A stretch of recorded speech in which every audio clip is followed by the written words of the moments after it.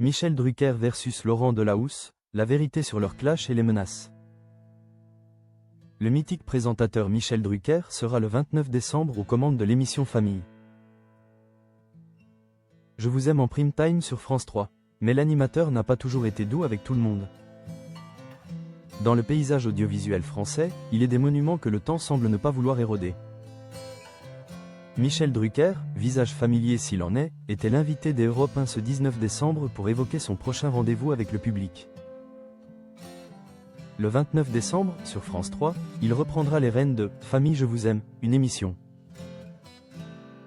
en prime time conçue comme une parenthèse de tendresse dans le tumulte des fêtes de fin d'année. Le concept est aussi simple qu'efficace, inviter des célébrités à tomber le masque de la gloire pour se livrer entourés de leurs proches. Pour cette édition, l'animateur, récemment la cible de critiques injustes sur son âge,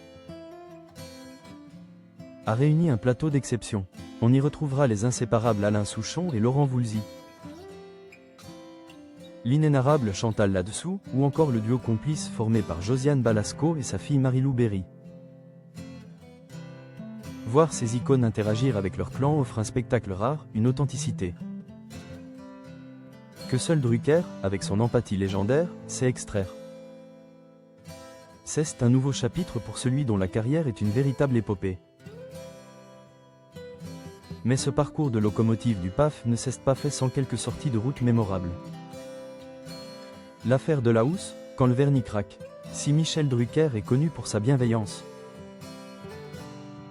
il sait aussi sortir les griffes lorsque le respect des codes de la profession lui semble bafoué. On se souvient de sa vive altercation médiatique avec Laurent Delahousse, une autre figure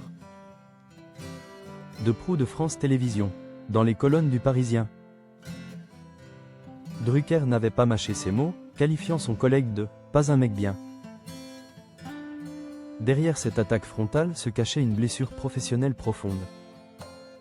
L'animateur de Vivement Dimanche reprochait au présentateur du JT une inélégance incroyable.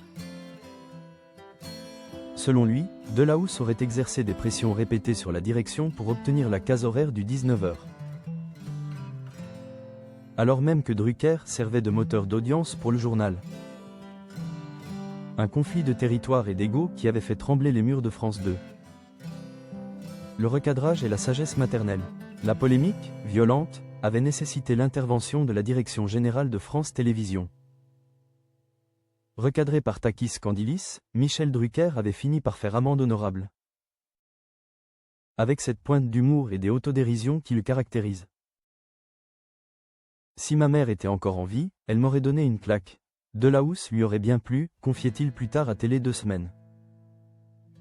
Cette confession marquait la fin des hostilités. Aujourd'hui, l'apaisement semble de mise. Alors que Laurent Delahousse continue d'interviewer les géants des Hollywood comme James Cameron, Michel Drucker, lui, se concentre sur ce qu'il fait de mieux, célébrer l'humain et les liens du sang. Le 29 décembre, en voyant Michel Drucker entouré de la famille Souchon ou Balasco, les téléspectateurs ne verront pas seulement un animateur de plus de 80 ans. Ils verront un homme qui a survécu à toutes les guerres de tranchées télévisuelles pour rester. Envers et contre tout, le confident préféré des Français. Car au fond, après des décennies de direct, sa plus belle famille, c'est peut-être nous.